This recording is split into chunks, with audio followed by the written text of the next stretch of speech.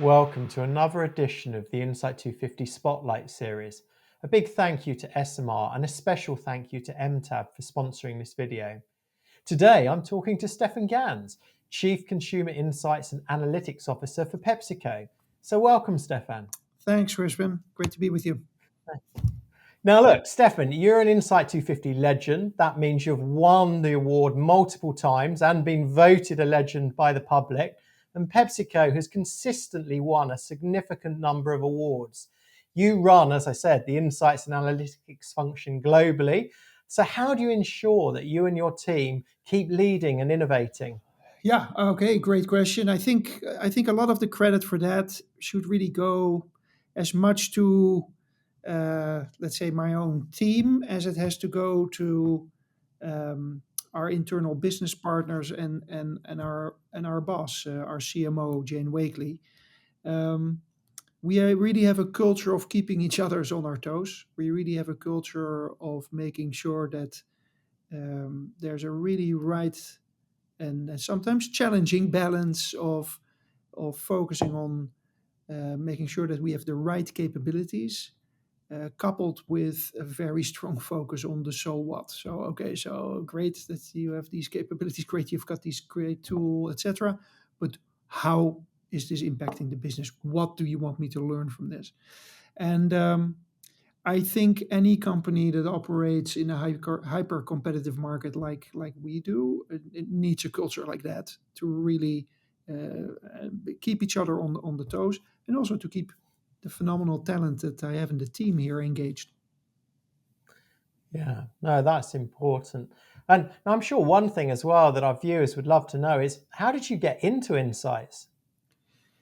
Um, yeah, that's a bit of a that's a with a bit of a detour, I would say. I've started my career as a marketing as a marketing trainee at Unilever. I spent 15 years doing your brand management kind of sequence of roles in the United States and most of the time in Europe, actually. Um, Always loved working with the insights team and was responsible as I led marketing for a business unit at some point and was responsible for the insights team as well. Really enjoyed um, that, but I was never responsible for it operationally speaking, so to say. I then became a consultant, a marketing consultant for 10 years and an entrepreneur. um, and then I literally coincidentally stumbled upon this opportunity at PepsiCo. Um, and they asked me if I wanted to come in and do this. And I was excited about that straight away. And 7 years in, I still am. Yeah, no, that's fantastic. It sounds like so many people, you fell into it almost by accident, but that commercial background and understanding, I'm sure, is key in helping that leading in innovation and the awards you keep winning because you've got that broader understanding and make sure that something actually happens with the insights, which all too often fails. But on that, I mean, how do you see the role of insights evolving? Yeah, that is a big question. That is a big, and it's always a big question, but it's an even bigger question today than it would have been, say, 2 years ago or 10 years ago, because of the changes in well in society, but also the changes in the way marketing operates, the changes in data availability, and the opportunities that AI, of course, offer. But I think a couple of key drivers of change is that more personalized marketing requires more personalized data and hence insights, right? That is a key driver Mhm. for change.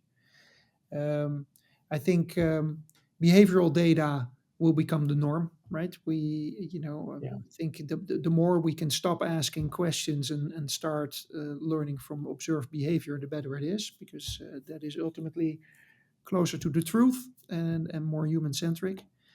Um, Real-time agile development of insights and deployment of those insights will become table stakes. Um, and finally, AI will all hand us a set of new tools, um, or augmented tools that will enable us to do our work even faster and in some cases also more effective. So it will help redraw the lines of who does what between marketing and insights within a company, but also within the company and its partners.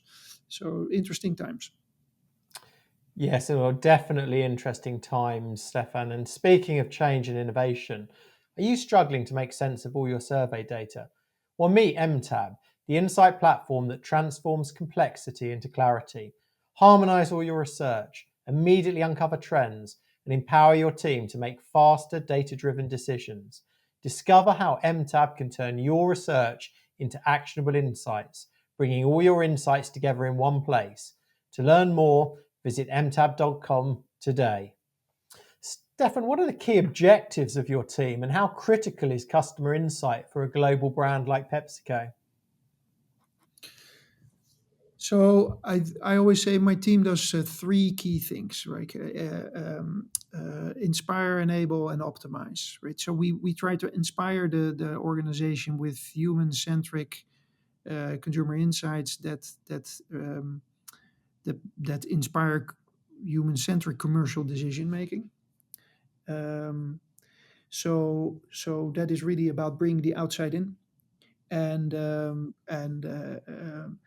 enable is really about enabling marketers and innovators to do the best possible work. So that is really about a set of capabilities that we develop with a set of largely technology partners that we have to make sure that we have the best possible learning around advertising, creative development, that we innovate in the best possible ways, and that we put our bets on those products and ideas that have the biggest potential.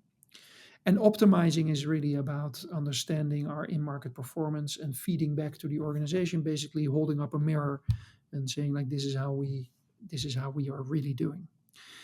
Um, all that work is geared towards delivering what we call balanced growth, right? So not just revenue and price driven growth, but actual human centric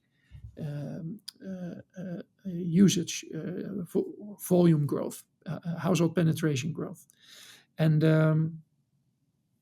yeah, those are the. I guess that answers your question. Yeah, no, it does. Thank you. And thinking about that penetration and increased competition and a changing customer base, does that influence how brands gather insights? I think it should, right? And I think the way we gather insights today is certainly very different than, well, even 5 years ago.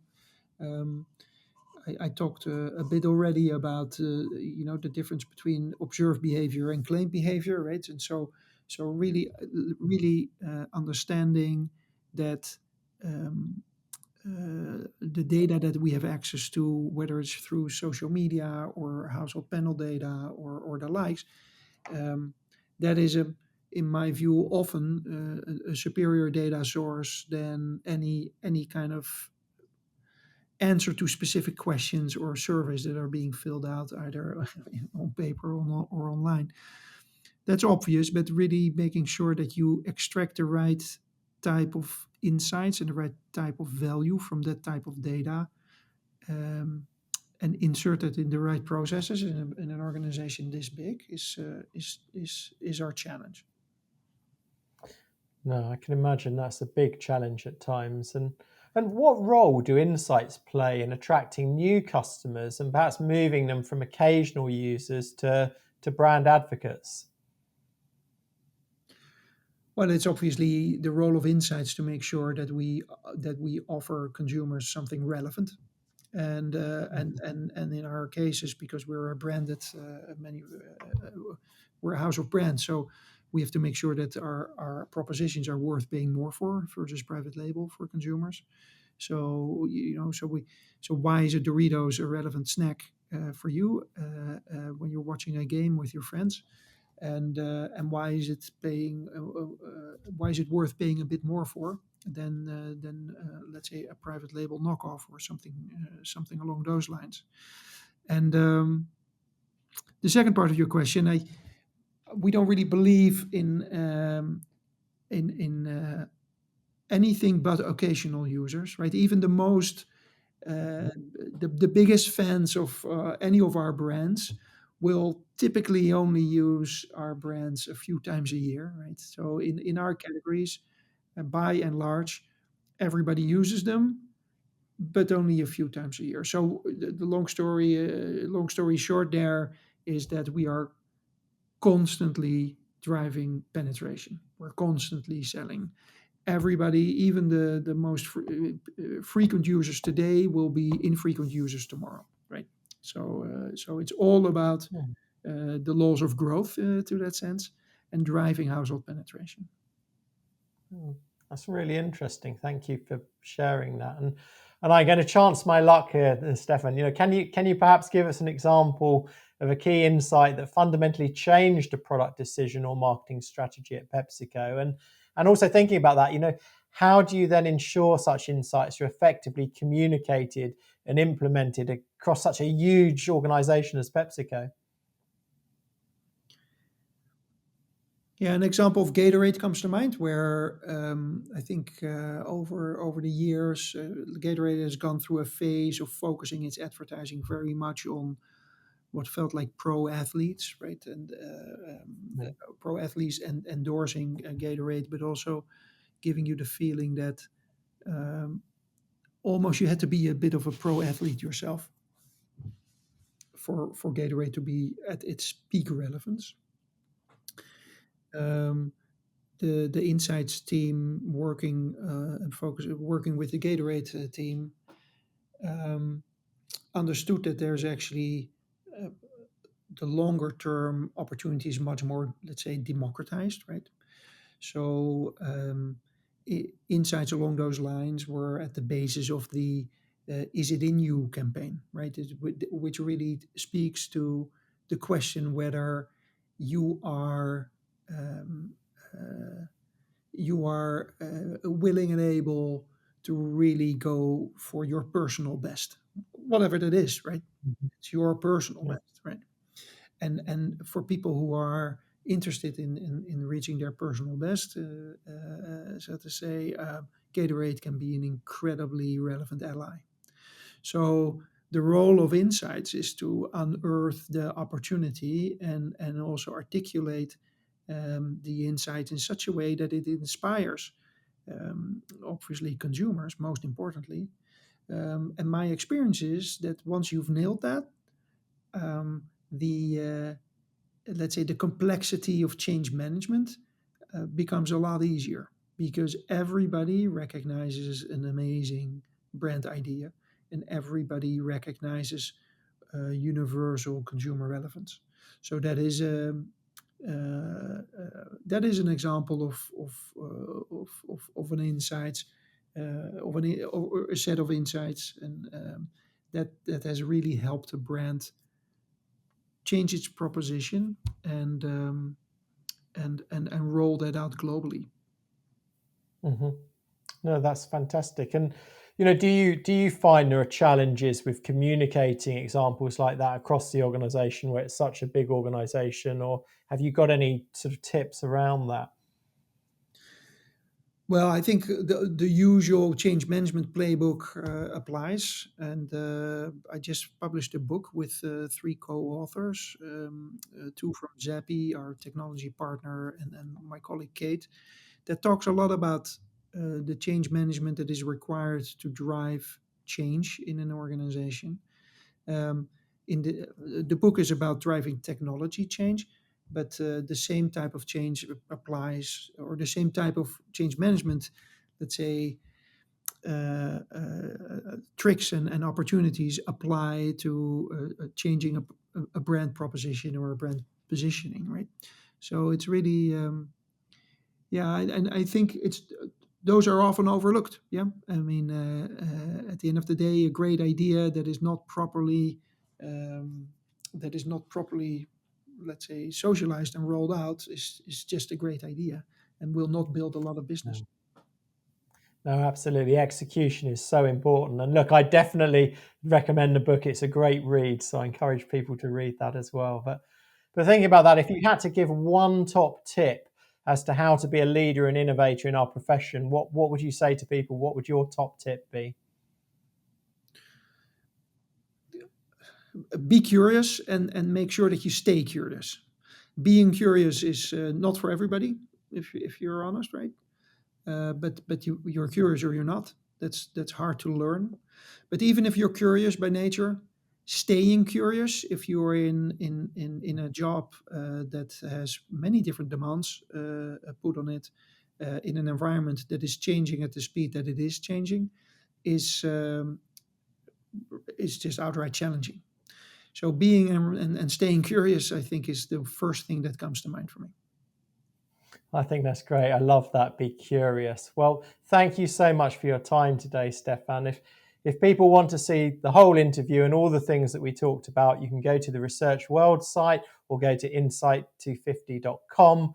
But for now, that wraps up another episode of the Insight 250 Spotlight series. A huge thank you again to you, Stephan.